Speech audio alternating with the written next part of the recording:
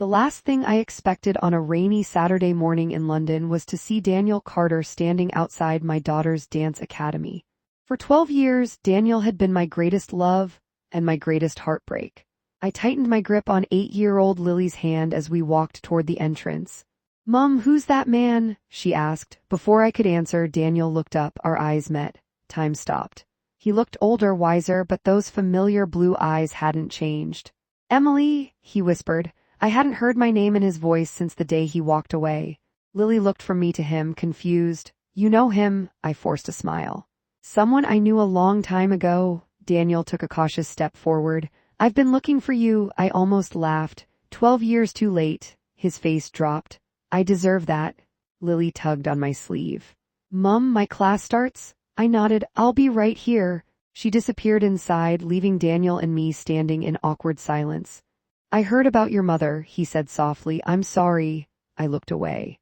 "You weren't there." "I know. I wanted to be." "Did you?" He nodded. "My father lied to me, Emily." I folded my arms. "Convenient." "It isn't an excuse." "No, it isn't." For a long moment, neither of us spoke. Then Daniel reached into his coat pocket. "I've carried this for years." He handed me an old silver bracelet, my bracelet, the one I thought I'd lost the night we broke up. I never stopped hoping I'd return it. I stared at it, speechless. "You kept this?" Every single day, tears burned behind my eyes, not because I still loved him, but because I hated that a tiny part of me wanted to believe him. Suddenly, the academy doors opened.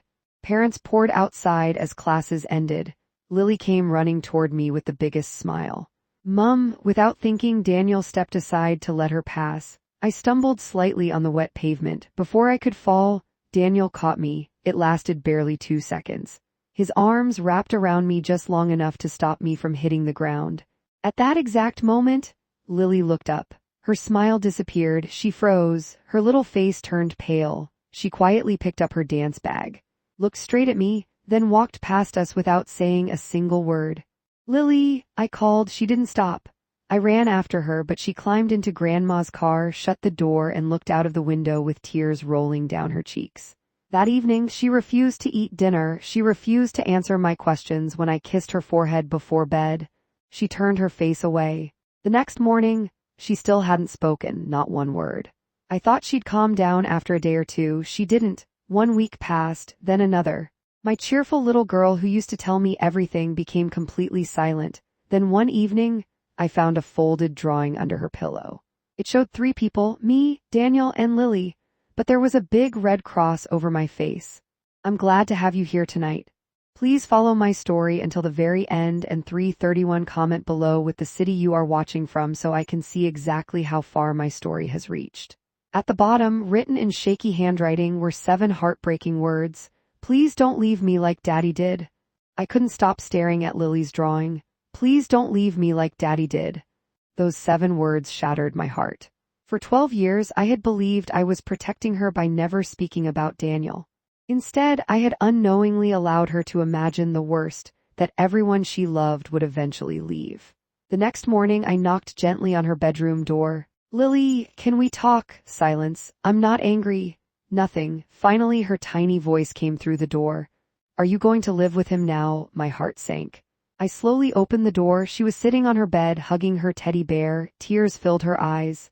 "You smiled when he hugged you," she whispered. "You never smile like that anymore." I sat beside her. "Lily, he only caught me because I slipped." "But you looked happy." I couldn't answer because for one brief second, I had. That evening, there was another knock at my front door. Daniel stood outside.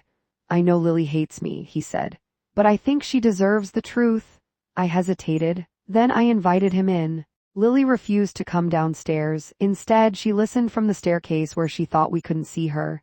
Daniel placed an old box on the table. "I found these when my father passed away." Inside were dozens of unopened letters. Every single one had my handwriting. My hands began shaking. "I wrote all of these to you." "I know," Daniel whispered. "My father hid every one of them." There were birthday cards, hospital photos, even the first picture of baby Lily. Daniel looked at me with tears in his eyes. "I never stopped writing either." He handed me another bundle. Letters I had never received. One read, "If our child is ever born, tell them I loved them before I even met them." I couldn't hold back my tears anymore. For 12 years, we had both believed the other had abandoned us. The real villain had been Daniel's controlling father. A quiet sob echoed from the staircase. Lily, she had heard everything. She slowly walked down, clutching her teddy. She looked at Daniel. Did you really want me? Daniel knelt in front of her. I wanted you every single day. I just didn't know you existed. Lily burst into tears. Without thinking, she ran into his arms. Daniel cried harder than either of us. He had missed 12 birthdays, 12 Christmas mornings, 12 years he could never get back. But he wasn't going to lose another day. A month later, Daniel's father's solicitor called. His final will contained one last surprise. He had left the entire family estate to Daniel, along with a handwritten confession admitting he had destroyed our relationship because he believed Emma wasn't worthy of the Carter family name. Daniel looked at the confession, then quietly handed it back. I don't want his money. The solicitor looked surprised. Are you certain? Daniel nodded. Donate every penny to charities that help single parents and abandoned children. For the first time, his father's wealth would finally help the people he had spent his life looking down on. That was the revenge, not anger, not revenge through hate, but turning the man's fortune into hope for families just like ours. 6 months later, the three of us returned to the same dance academy. This time Lily ran ahead with a huge smile. She looked back at us and laughed. Hurry up, Mom, Dad. Daniel and I looked at each other. Neither of us had planned for that word.